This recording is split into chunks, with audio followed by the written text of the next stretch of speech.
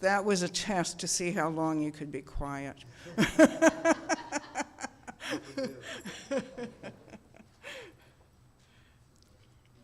I think we're just about ready to say good morning.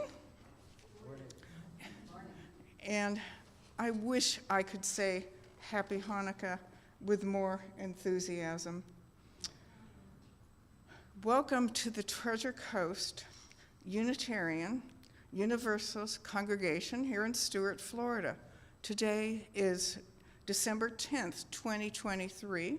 I'm Janet Grote, your worship associate. We are a welcoming congregation. We welcome people of all gender identities, ethnicities, ages, and backgrounds. We're on YouTube too. Hi, YouTubers. To be put on our mailing list or to find out more information about us, go to our website at tcuuc.org. Note the email link to request information online to get our newsletter that way. Did you remember to silence your cell phones? Visitors. I don't think we have any visitors to introduce themselves. For our announcements, be sure to see the printed order of service for details and some things that I'm not mentioning here.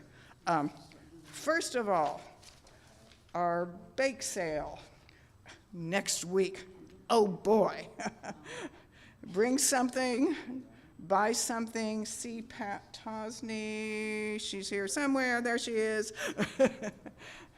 And for Christmas, on December 24th, we'll have our regular 10:30 service, which will be mostly music. And on the same day at 5:30, we'll have our Christmas Eve service, which will be all about carols, candies, and cookies. Oh, candles, did I say? In January, you're invited to join a book discussion on Zoom. The book will be by Bishop John Shelby Spong. His last book, Unbelievable. The discussion will be led by Rev Bob and Fran Rabidou. Fran, I saw her here somewhere too. There she is. Okay. Any questions on that? That won't be till January, but coming up. And a big thanks today for those who helped with the service. Jackie Robbins, as usual, and we have Lucas Hong here also to help us with the music. Judy Bajoris. I didn't forget. I forget a lot of things, so. Our greeter, which is Jackie Buckley, way back there, and our host, Karina Poloni, and our tech support, Rachel Valentino. Marguerite Gregory was in the kitchen today, and we will have cookies, yes. Oh, and a cake, birthday cake in the social hall. We welcome back Reverend John Brown, who will be in our pulpit today. John did his undergraduate work at Union College in Bourbonville, Kentucky. Hard not to say Bourbonville. He received his doctorate in religion from the Claremont School of Theology in California. He began his ministry in 1964 and has served churches in Kentucky, New York, and Connecticut. He's a ministerial affiliate at the Vero Beach UU congregation, where he facilitates groups and has preached. He and his wife Maggie have 4 adult children, 8 grandchildren, and 9 great-grandchildren. I want to point out the tree has been set up. I don't know who to thank for that, but we do thank you. And oh yeah, we need to plug it in. Details. And And thank you all for bringing in the poinsettias today, too.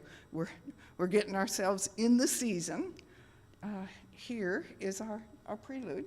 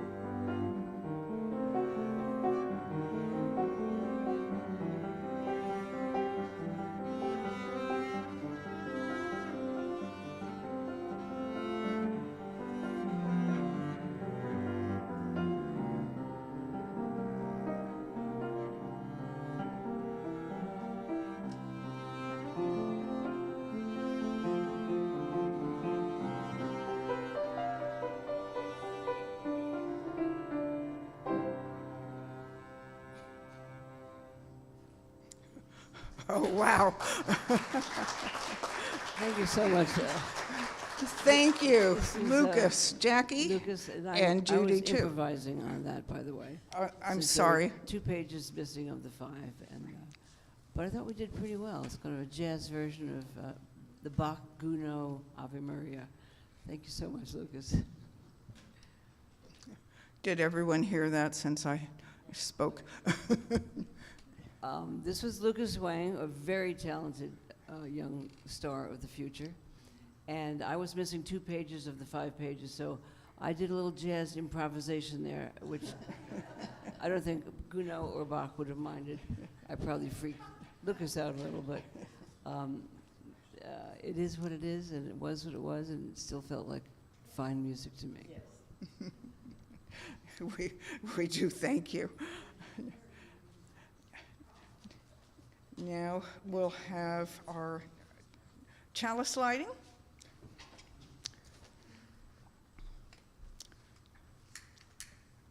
As we light this flame of hope, may our congregation become a kaleidoscope of souls and people.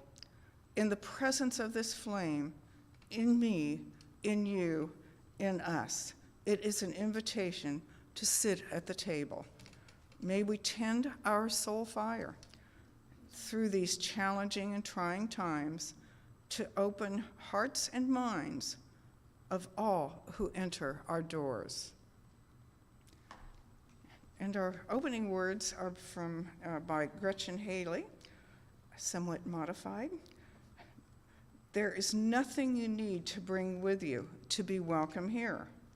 No right beliefs or proof of citizenship, no eternal optimism or clarity of conviction, no boundless courage or endless expertise. You do not need to know what brought you here or how you will solve that problem you are turning over and over in your mind.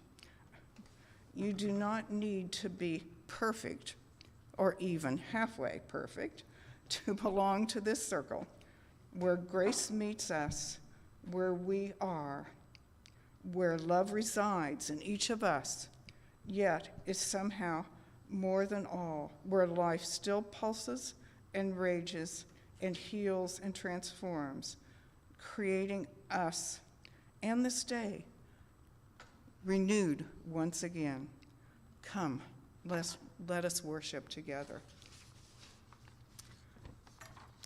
Now, stand if you are able and willing to sing number 370, All People That on the Earth Do Dwell.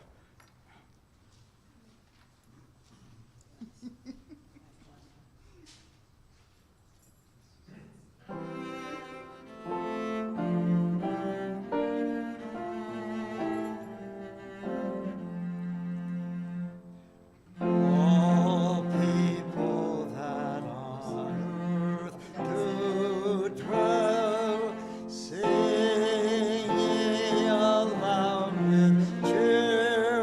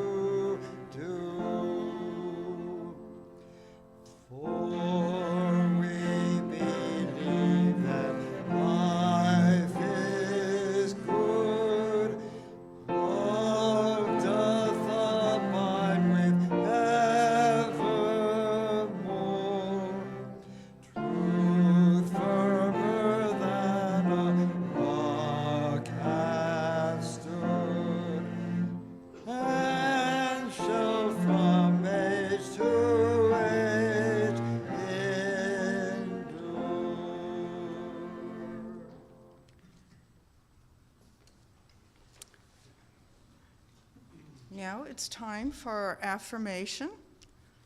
We're going to speak the first verse and sing the second. Love is the spirit of the church, and service is its law. This is our great covenant, to dwell together in peace, to seek the truth in love, and to help one another.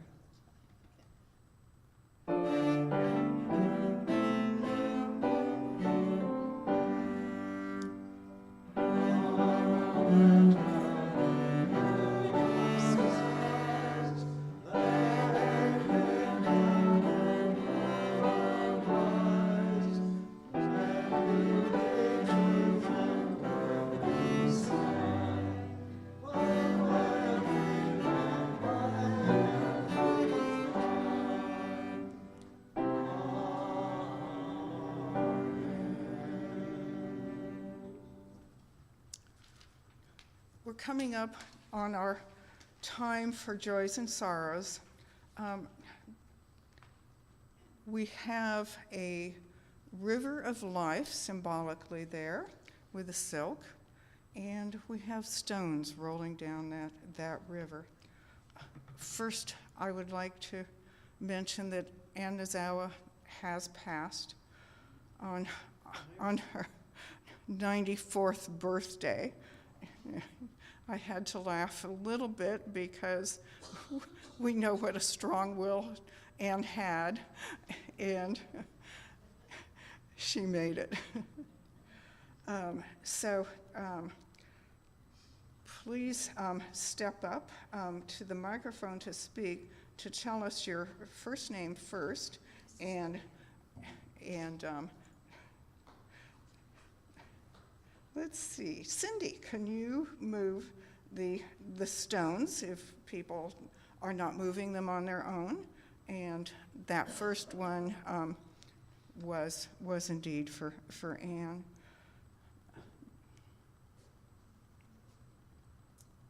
Hi, I'm Jackie Robbins, and I have two joys.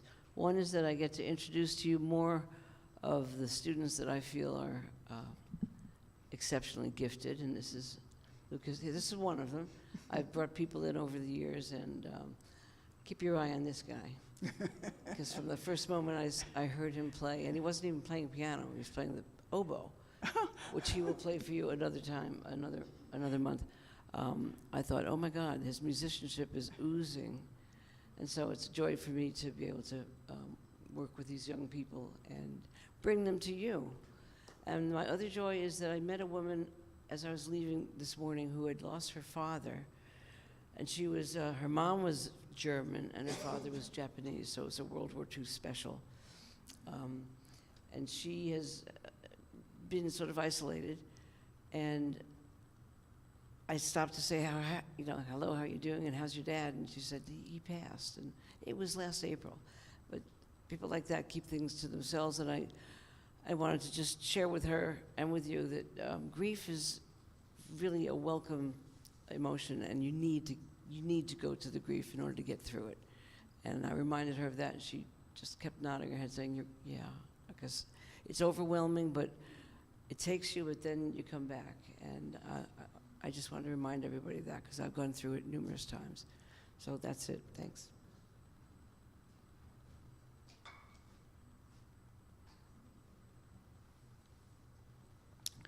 Anyone else? Joy, concern, personal?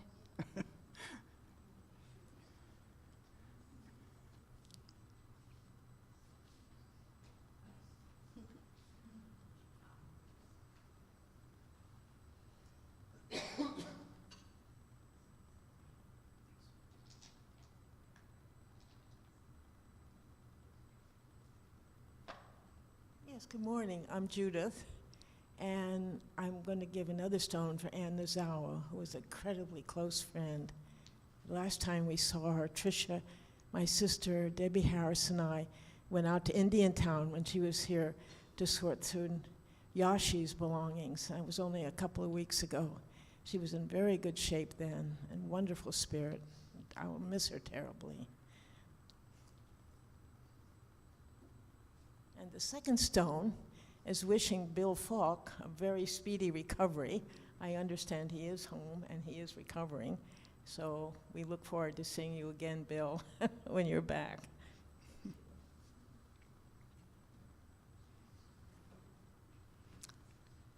Do we have anyone else? In which case, Cindy's going to move a stone for us. For those whose joys or sorrows are too private to share, know that our hearts are with you.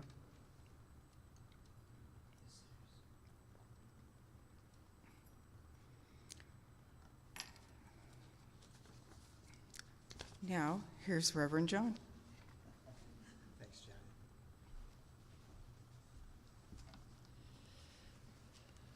The theme for our service is that of spiritual optimism. And certainly a part of optimism is that of doubt.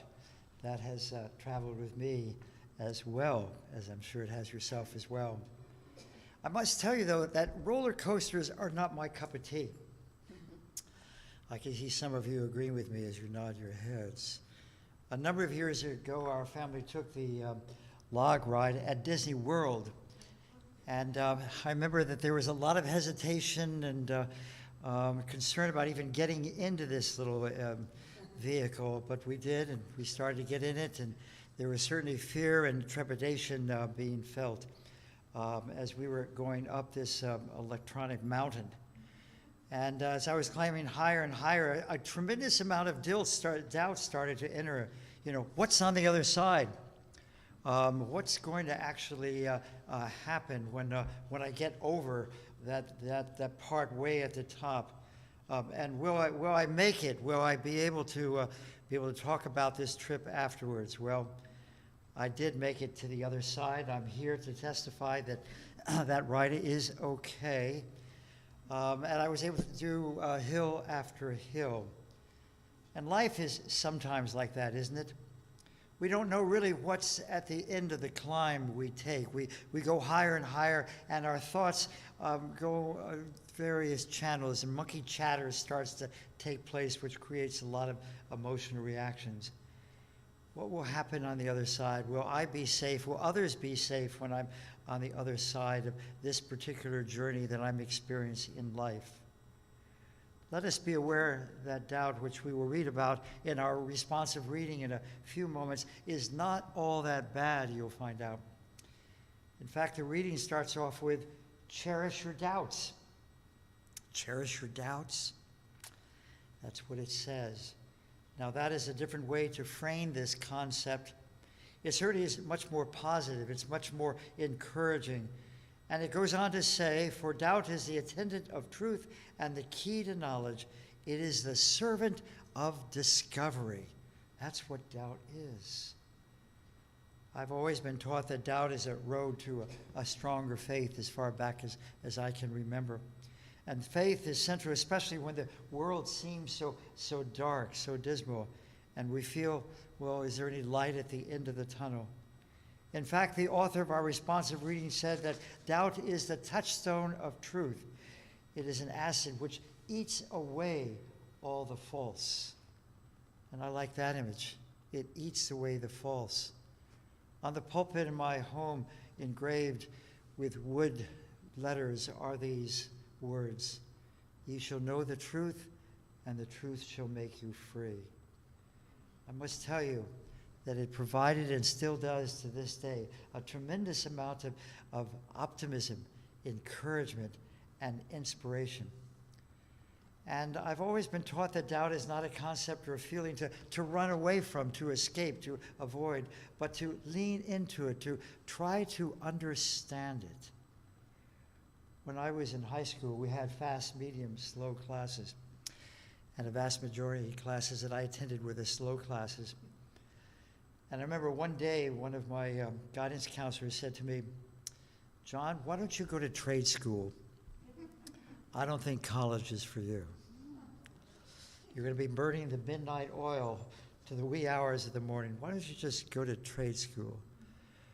Well, there was a lot of doubt, which I was already feeling. It was multiplied by this prominent guidance counselor, but I applied to college and got into college, made dean's list, as a matter of fact. I think it served as a motivation the first semester, and finished college, and then was accepted in a doctoral program and received a full tuition scholarship for the doctorate. And then I did 4 years of postdoctorate. So the guidance counselor wasn't really quite accurate. But it certainly lit a fire, and it certainly was something that encouraged me to try even harder. I've learned that the road of doubt is a teacher. It gives you and me a greater insight into really managing life. And by traveling this road, it can be energizing if we're not avoiding it. So therefore, we need to embrace doubt. In fact, the author of our responsive reading said, "Let us not fear doubt, but let us rejoice in its help. And knowing the truth, we can become free agents." Knowing the truth, we can become free agents. May you pursue truth during your moments of doubt. And may that journey not be filled with aggravation or too much fear or frustration, but be filled with hope and inspiration, strength, excitement, and spiritual optimism. So may we turn now to page 650 in the back of our hymn books to our responsive reading.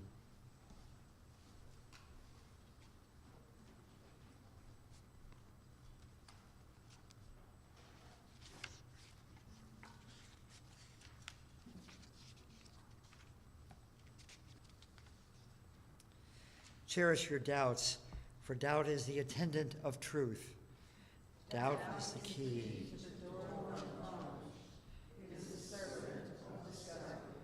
A belief which may not be questioned binds us to error, for there is incompleteness and imperfection in every belief. Doubt is the touchstone. It is an acid. Let no one fear for the truth, that doubt may consume it, for doubt is a testing of belief. The truth stands boldly and unafraid. It is not shaken by the test. For truth, if it be truth, arises from each testing, stronger and more secure. Though those that doubt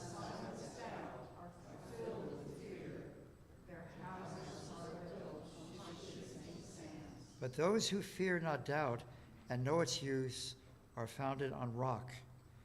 They shall mount in the light of knowledge. The work of their hands shall endure. Therefore let us not fear doubt, but let us rejoice in its help.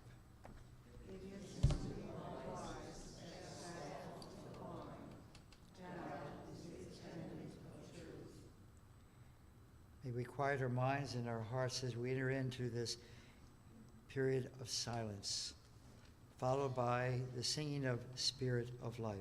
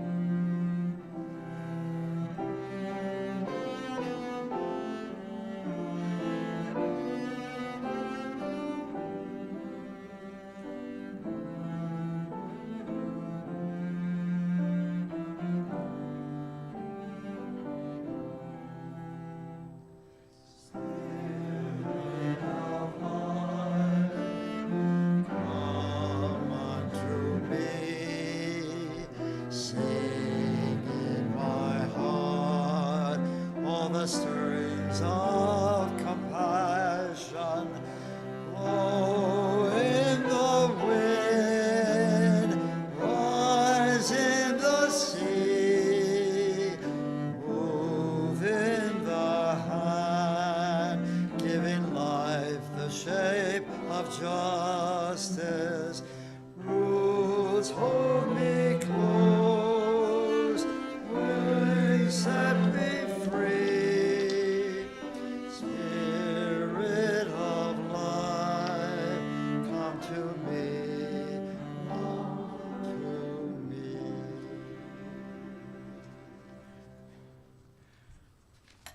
Now, it's time for our offering. Let's see, we need to have a few people to pass the plates. Okay? Let's see. Yeah, Lou and John. Every week in our church, we take up an offering. It's good to remind ourselves that the offering is symbolic as well as practical.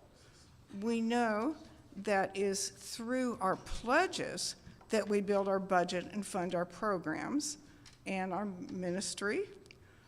We pay our staff and finance the beauty and comfort of this building and our wonderful grounds. We know that we can easily submit pledge checks to the church at any convenient time or through autopay. But toss in a buck or two extra this week. Maybe they need to go around again.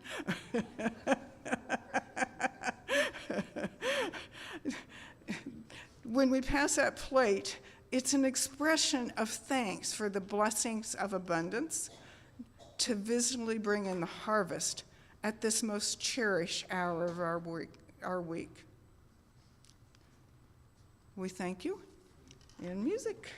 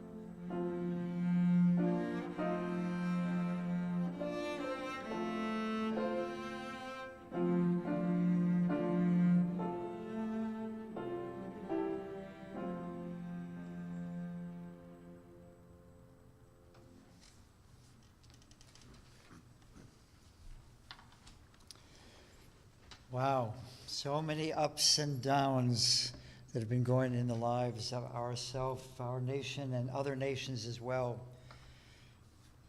For many people, the world feels like it is a downward path, very taxing, very wearing, very discouraging.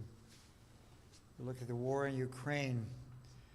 Will they be able to get money from our government to support ways of protecting that country? We look at what is happening right now in the Gaza Strip.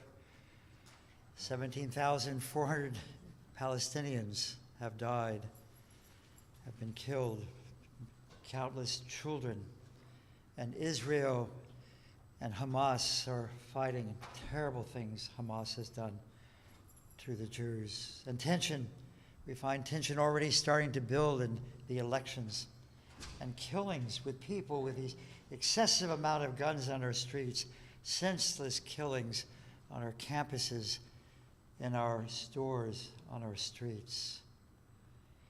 Unfortunately, maybe like yourself, I feel I cannot control or even influence some of what happens in the world, and it's very discouraging, very sad. And yet, I am a firm believer that in the midst of all that is happening personally and globally, you and I have a choice to be responsible. Your behavior and my behavior is our responsibility. And responsibility means to respond to the realities that are before and around us. At times we want to shirk our responsibilities. We want to get away. We want to let somebody else do it. In fact, our spiritual resources may seem inadequate to us even right now. And we wonder what kind of alternatives we have emotionally, spiritually, and maybe even physically. And with all the changes that are going on in the world, I thank goodness that we have options available to us. The person with more options, let us be mindful, is really the person who is powerful. Our spiritual values are not to be placed on some shelf, but applied particularly at this time. Spiritual optimism is a beneficial approach, I believe, that I would ask for you to consider this morning in living in this day and during this historical time. Based off Maslow's pyramid of needs, spiritual optimism falls under self-actualization. It values positivity, seeing the glass half full instead of half empty. And it is careful not to focus on the negative or discouraging moments, not emphasizing those in our lives. It betters us as people when we are spiritually optimistic. Ideally, it lifts our moods, and therefore we are able to be more creative in our interactions within ourselves and with others. In fact, having a cheery disposition can influence more than just your mood. People who are optimistic are more committed to their goals, are more successful actually in achieving their goals, are more satisfied with their lives, and you know something, they have better mental and physical health when compared to those people called pessimistic people. I would ask this morning that you consider in your life spiritual optimism. Do you have these positive attributes, goals, good health, and satisfaction with your life? They are only a few of the foundations for a spiritual optimism. Now, keep in mind that there really are two kinds of optimism. There is realistic and unrealistic optimism. The unrealistic optimist is likely to say, there's nothing to worry about. Things will be great. We're going to overcome all these international problems. Everything will be great.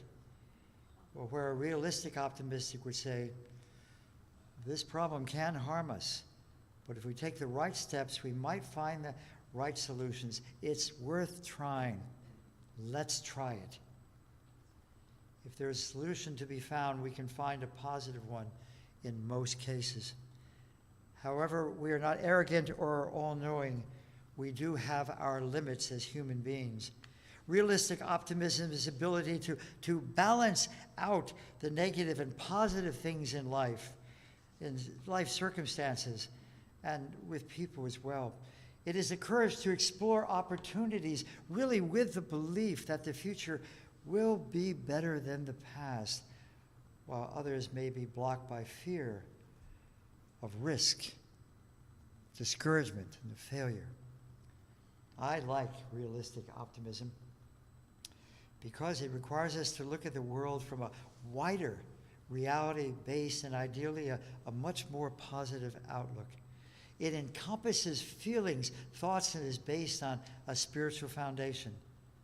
And certainly, one person who comes to my mind that was a realistic optimist was Dr. Warren Robbins, my professor of psychology in college.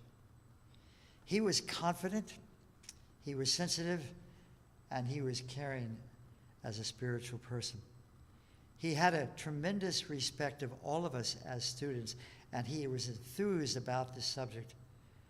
And he taught this subject in quite a unique way. He was courageous in some of the things he said and some of the things that he did in our class. You see, courage is vital in being a realistic optimist, for it takes strength and fortitude to be courageous. For courage is the choice and a willingness to confront agony, pain, danger, uncertainty, or intimidation. And when we are spiritually courageous, there is a willingness to face up to the spiritual questions that may be uncomfortable, those that can be potentially harmful to our own identity, and those that can undermine our spiritual beliefs if we're not careful. In some cases, people who do not have spiritual courage will live a life that really is unexamined, is filled predominantly with doubt. One can be an atheist or agnostic and still have spiritual courage. And it involves the courage to ask spiritual questions rather than simply the courage to be religious. In our spirit of spiritual optimism, we certainly need to keep an eye, though, on pessimism. It was Winston Churchill who once said that a pessimist sees the difficult in every situation. An optimist sees the opportunity in every difficulty. A pessimist sees the difficult in every opportunity. An optimist sees the opportunity in every difficulty. Pessimism can be a constant companion in our life. Things that can cause pessimism would be sometimes imbalance of our sugar, some chemical imbalances within our minds. Pessimism can sometimes be caused by being around people who are so negative in life, and by our practicing pessimism in the way we look and experience life events. Clinicians call these patterns cognitive distortions, where negative patterns of thinking becomes the predominant pattern. Common cognitive distortions include all or nothing thinking you know other people's thoughts, such as, I'm sure she hates me. Does she really know you? Never mind, she hates me. I simply am stupid. And predicting the future, for example, I'm never going to be better at this hobby of mine. Or, I don't get along with people. I never will get along with other people. I better be a hermit.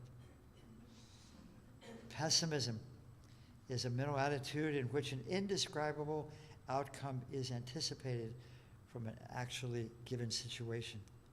Pessimists tend to focus on the negative life in general and can hide the development of spiritual optimism. And throughout history, the pessimistic disposition has had affected all major areas of thinking. The word pessimism, and this is an aside, comes from the Latin word pessimus, meaning the worst. It was first used by Jesuit critics of Voltaire's 1959 novel Candide. Voltaire was satirizing the philosophy of Leibniz. But let's not be pessimistic about the word pessimism. Let's not do that. Bernard Shaw once said, both optimist and pessimist contribute to society. The optimist invents the airplane and the pessimist the parachute. The optimist the airplane and the pessimist the parachute. And certainly Eleanor Roosevelt was right when she said a stumbling block to the pessimist is a stepping stone to the optimist. So let's be realistic spiritually, which is based on optimism. For the pessimist complains about the wind, the optimist expects to change, and the realist adjusts the sails. So my second point is this: let's now explore ways of spiritually being an optimist. I want to be clear, and I'm glad Janet spoke of this in her opening statement, that as we travel this path, perfection is not the goal.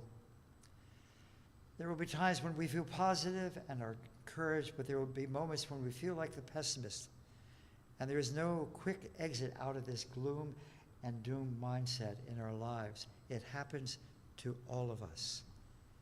In fact, there are no guarantees that we will always be a spiritually based optimist. And as the Dalai Lama once said, choose to be an optimist. It feels better. He was right. It does feel better, particularly when we practice it. First of all, we need to acknowledge that we need and or want optimism as we face a life situation. As a Unitarian Universalist, we realize that our mind as well as our motivation plays a significant role in feeling optimism. For example, when it comes to happiness, what do we believe? Has a great deal to say about how much happiness we have in life. Optimism does. Clearly, there are certain attitudes, stances of the heart, and actions of human being which we are free to choose and nurture. Attitudes that can really contribute greatly to one's own measure of happiness. I take it on faith. And the years that I've known many of you, none of us is fated. None of us in this room is fated to a life of interior misery and despair and has to be in that world 24/7. Happiness and optimism are something we all can pursue, something we can work at discovering more and more of, and sometimes we can help to bring to fuller flowering in our lives. I refuse to believe that any of us is powerless to make lives more happier and more joyful, regardless of circumstance, personality, or upbringing. We do have the freedom to pursue optimism. We can find joy even in the midst of some of the most painful events in life. We have internal messages which can impact our life. Be aware of these messages. Change the negative ones. And a helpful exercise is to write down the positive mantras and delete the negative and discouraging ones. And it is helpful then to say the positive, optimistic mantras on a daily basis. Thinking positive thoughts about yourself is really another approach, and visualizing yourself in a positive way. Therefore, focusing on the successes in life creates an atmosphere for spiritual optimism. Stop listening to that inner critic who says, you can't do this, you're bad, you shouldn't do this, who often looks at the world in an excessively dark way. Acknowledge your past achievements and celebrate the successes you have. In fact, the antidote for depression really is that of focusing in on and being with the successes in life. It is helpful to want to become a spiritually based optimist, that you reflect on a positive role model. It might be a colleague, it might be a family member, or simply a friend, or even a stranger you have met in your travels. Emphasize positives, because it isn't the events that make us unhappy or sabotage our optimism. We're not that dependent. It is how we interpret or how we translate life events that plays a role in being optimistic. What can change is our response to the event. And reframing the event sometimes is needed and can be beneficial, which can add to our optimism. And above all, try to learn. We cannot change the past, but we can learn from the yesterdays. Perhaps you have gained internal strength from a life event. Focus in on that and build on that. And therefore, your view of life perhaps is now stronger from what took place and the insights you gained. And by the way, don't predict the future for what has taken place. Optimists try to see each event as an isolated experience. Don't try to create patterns. Oh, I was a person with bad luck, and I will always be a person with bad luck because of an event that took place in your life. Again, learn from it. And keep in mind that you are not a failure or doomed to have the exact situation occur again and again. And finally, be in the midst of the positive. Being around people who are continually focused on being pessimistic can be debilitating. I must tell you, when I'm asked to preach by Reverend Bob and by others, I'm excited because there is a sense of optimism that certainly is evident within this shoulder. And I like to rub shoulders with all of you because of this optimism that certainly is found. And certainly being with the sounds of optimism, wonderful music. We hear that, don't we, on Sundays? Sunday after Sunday. And be with art that is inspiring. And yes, there are movies that are uplifting, that are instructive, and are re-energizing. In closing, a colleague of mine was walking on a beach, and the days were disappointing and negativity was a theme in his life. He was walking with his wife while he was being depressed and feeling discouraged. And he said, my condition had clouded my view of life. And he was feeling negative toward everything and everyone. And his wife was ahead of him, and he was focused on the sand on his feet. And once in a while, he would stop and pick up a shell and then throw it into the ocean. His wife stopped up ahead and asked him, what's going on? And he told her, I'm looking for the perfect shell. I'm trying to find the perfect shell. She said in a moment of stunning clarity, but she said it in a loving manner. You know, all the time you are looking for the perfect. You're missing out on the beauty of all that's around you. While you are coping with the ups and certainly a lot of downs in your personal life and in the world as you look at it today, strive, do your best to maintain spiritual optimism. Be mindful of the beauty around and within each and every one of you. The world is really beautiful and is an amazing creation. It is not to be taken for granted. And often the difficult, painful, scary patches in life will pass. They will. And we turn now to our closing hymn. We lift our hearts in thanks. Page 355 for those who would like to follow in the hymn book.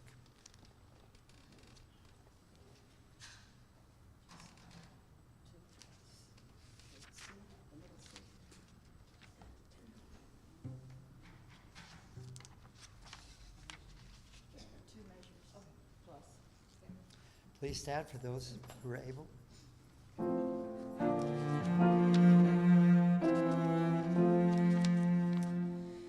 We lift our hearts in thanks today for all the gifts of life, and first for peace that turns away the enmities of strife, and next the beauty of the earth, its flowers and lovely things, the spring's great miracle of birth, with sound of songs and wings, and harvest of its teeming soil in orchid, croft, and field. What more the service and the toil of those who help them yield.